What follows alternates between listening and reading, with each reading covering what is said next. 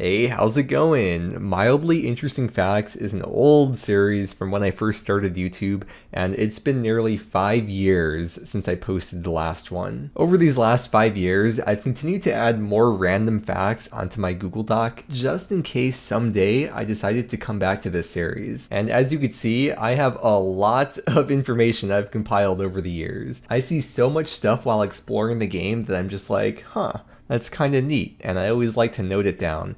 And so today I'm here to share with you 20 mildly interesting facts in OSRS. There's a good chance you'll know at least one, if not multiple things on this list, but my goal is that you learn at least one new thing today about OSRS, so in no particular order, let's begin. The first thing on this list is about Hans. Most of you know Hans as the guy walking in circles around Lumbridge Castle who tells you your account's age and playtime. But this guy is truly a pun about time because he walks clockwise around Lumbridge Castle, and it takes him exactly 1 minute to make a full rotation. And I mean, his name is Hans, like hands on the clock, but it's Hans. One more fun piece of trivia about Hans is that Jagex revealed in a news post that he was the first NPC ever created for RuneScape. But in my opinion, it would have been more fitting if he was the second NPC created because he is the second hand on the clock after all. I sped up the footage so it's been exactly 1 minute and Hans has returned. Since we're talking about Hans already, the next fact is also about Hans,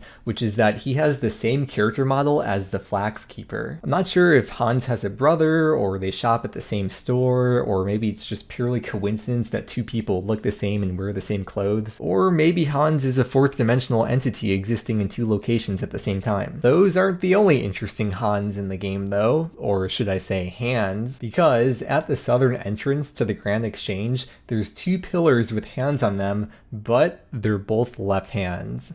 On the topic of hands, what's the deal with our characters' hands? They're just spheres. Most glove slot items in the game don't even make sense. A lot of them are middens, even though our characters don't have thumbs, and some of them even have individual fingers on them. At least some of them make sense and actually match the shape of our character's hands.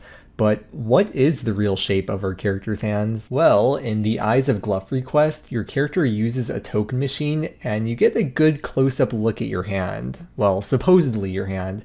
I haven't tested this, but I have a feeling if your character had another skin color that you'd still be shown this hand, which still leaves me wondering whose hand is this then and what is the true shape of our character's hands. And until we find out, whenever I equip a staff, I will always think about Squidward going jellyfishing. The next fact is that assuming you have a bank pin, your POH actually has what's labeled as a security system. When you go to enter your bank pin, on the top left of the pin window, it'll say Bank of Gillinor. If you haven't entered your bank pin yet since you've logged in, then you'll also have to enter your bank pin if you want to go into your house in building mode. Except in this case, in the top left, it's labeled as Housing Security System. And same deal, if you want to remove items from the costume room, it's also called the Housing Security System. The Spirit Anglers are a group of fishers from Al Kharid who set up camp at the ruins of Unka to investigate and fight off Temperos. And wouldn't you know it, the Spirit Angler's banner is an angler fish. And man, I'm glad these things are not real because they would be absolutely terrifying. When most people farm in RuneScape, they don't actually stand next to the patches and wait for them to grow. Well, unless it's 2007 and you just got membership for the first time, but we don't need to talk about that. You can grow Zamorak grapes in Hosidius to make wines of Zamorak with, but for some reason, stage 6 has unripe grapes. They disappear for stage 7, and then by stage 8, you suddenly have fully grown grapes. So it seems to me like stages 6 and 7 were accidentally swapped and never put in the right order. But hey, what do I know? I'm not a grape expert. Maybe they turned to raisins and then they gained some special Zamorak powers to puff them up later. And this guy, Pander, the official taste tester of Hosidius, truly is living his best life here. On the north wall of Yanel, there's an agility shortcut. And this shortcut requires 16 agility to use, which is fine. I mean, it doesn't save that much time and it's not a high requirement. It does take a few seconds to go through and then you make it to the other side and go on your merry way. But there's another hidden shortcut that a lot of people don't know about, which is just west of the agility shortcut I just showed you. There's climbing rocks on the wall, which isn't marked on the minimap, probably because it doesn't even have an agility requirement. It's faster to go through than the other shortcut, and you don't even climb anything, you just go straight through the wall. I guess the point of the other shortcut is that you can go both ways in it, so if you want to go into YAML, you can use that. So next time you're in YAML, don't forget to mark the climbing rocks on RuneLight so you can see them easier and remember to use them for the future. The next fact is about the Enchanted top. The pattern on it is the S that we all used to draw in middle school. Remember, like, you draw the 6 lines and then fill in the diagonals? These are the weird things I noticed when playing this game, okay? But for some reason, if you have a female character, then the Enchanted top has a different design on it and you don't get to see the S. There's a lot of other items in the game that appear very different on male versus female character models, but this is just a very mild example of that, and this one can at least be explained due to the fact that it is enchanted after all. The trapdoor to the ham lair has a piece of ham on it. Don't let them fool you though, they're actually the Humans Against Monsters organization and not a bacon enthusiast club. Club. Get it? I assume the ham on the trapdoor is to try and remain as unsuspecting as possible to keep the feds away, but there's gotta be at least a few people down there who are like, what are you talking about? When do we get to eat the pig? There's a lot of webs around the game that you need to slash through to get past, and you probably already know that the Wilderness Sword gives you a 100% chance of slashing a web, but did you know that there's a whole system to determine the percent chance that you'll successfully be able to cut through a web? To summarize, it's a 100% chance with a Wildy Sword or a weapon with a slash bonus of at least plus 100. It's a 50% chance for knives, 20% for weapons with a slash bonus of at least plus 1, and then weapons with a slash bonus between plus 20 through plus 99, the percent chance is the same as the slash bonus, unless the weapon type is a slash sword, in which case its minimum is 50%. Now here's something really messed up, man. Cerberus only drops 1 ensouled head when she has 3 heads. And to make matters worse, the drop rate is 1 out of 15, but the ensouled head drop rate from regular Hellhounds is 1 out of 40, not 1 out of 45.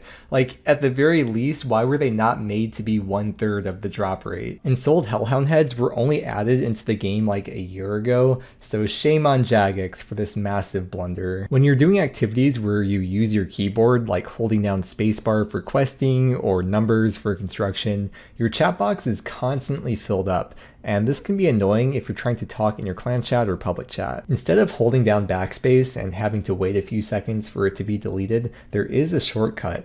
All you need to do is hold down Control and press backspace once, and your chat box will be cleared. And this isn't just for RuneScape, this works for like anything on the computer, in text documents, in a browser, and so on. The only difference is that it doesn't delete everything you typed, it'll delete just the last word you typed, or delete up to the last special character you typed. The Brine Saber and the Osmundum's Fang both have the same special attack, just recolored. The Brine Saber came out in 2007, while Osmundum's Fang came out in 2022. The Brine Saber special attack can only be used underwater, so Jagex was like, yo, no one's ever seen this special attack before, so let's use it for the Fang, but we'll just change the color. The special attacks are so similar to each other that they even both have the same animation delay when you use them. Amethyst is known for being the best obtainable resource you can use to make ammunition, and the Amethyst ammunition, like darts and arrows, are the second best type right behind Dragon, but you can't obtain Dragon to actually make it, so Amethyst is the best resource you can use to...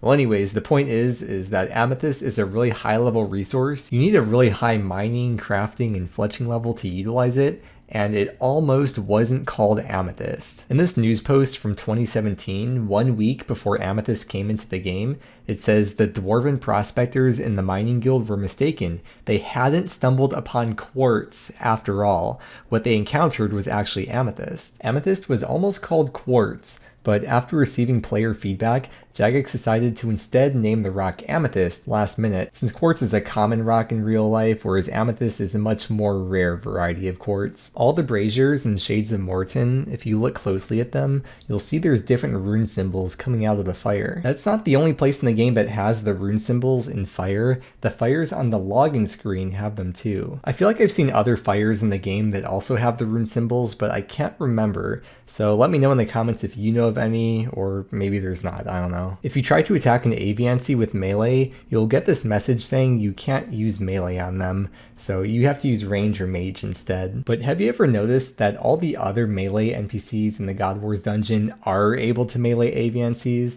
Apparently Pyrofiend level 48 knows something that I don't. There are a couple interesting exceptions to this though. The first one is salamanders, but their textiles are weird, so I don't know if you'd count that. But the other thing is that aviansies can't be targeted by melee, but they can be damaged by melee, which means they can be hit by AoE, area of effect, melee damage, such as a scythe, for example. You use the scythe to hit a primary target, but monsters next to the target can take damage too if they're positioned right, and aviansies can be hit as a secondary target in that case. I don't have a scythe, so I had to show that with the halberd special attack, but in case you were wondering, no, you cannot hit aviansies with a halberd normally. I've got another fun aviansie fact for you. Normally, monsters that are unaggressive don't become aggressive until you actually hit them, but with aviansies, even when they're unaggressive, the moment you target them, they'll aggro onto you, even if you didn't attack them. In this case, it's funny, you can see I'm drawing aggression from all of them without even hitting them since I have a melee weapon on. If you've fought Kriar before, you either knew this already, or it's clicking for you at this very moment, and now it's all making sense. Another interesting thing is that unlike other monsters,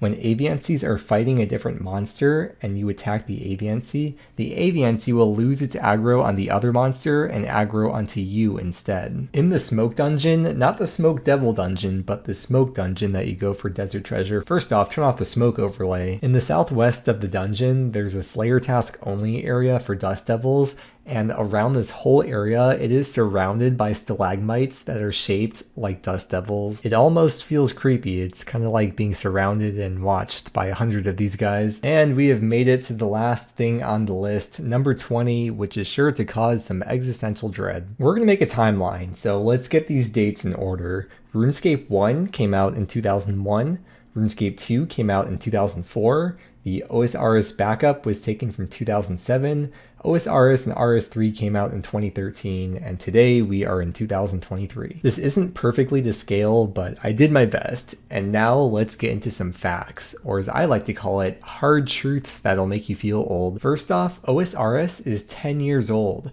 Where were you 10 years ago? Probably in high school or just out of high school. The time between OSRS release to now is longer than the time between 2007 and OSRS release. OSRS release to now is longer than RuneScape 1 to 2007, and OSRS release to now is longer than RuneScape 2 release to OSRS release. In fact, the only two RuneScape eras with a longer span of time between them is the release of RuneScape 1 to the release of RuneScape 3. That was a 12.5-year time difference, but you know what? Soon enough, old school RuneScape will be older than the time difference between any other two versions of this game. If you love OSRS like I do, but you're concerned about the future of the game, let me say this. I've been playing OSRS since the day it came out in 2013, and every single update, but especially more on the bigger updates, people have said this marks the end of the game. The game's going downhill. The game's not going to last much longer.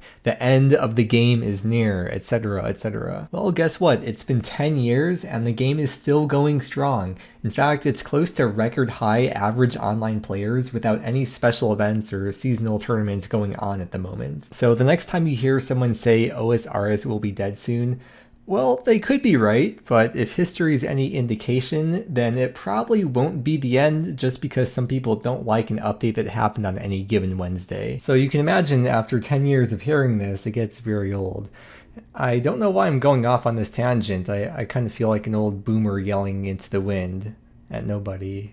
An old RuneScape boomer. Well, anyways, I'm not sure if I'm going to make more of these videos anytime soon. Maybe if people really like it, I'll do it again sooner than later though. If you want to leave your own interesting facts about OSRS in a comment, then maybe I'll feature them in another one of these videos if I ever do this again, perhaps in like 5 years. I really hope you enjoyed the video and learned at least one new thing today. And with that said, feel free to subscribe if you want to stay up to date on my videos. Thank you so much for watching. Have fun playing OSRS or whatever else you get up to today, and I hope to see you again next time.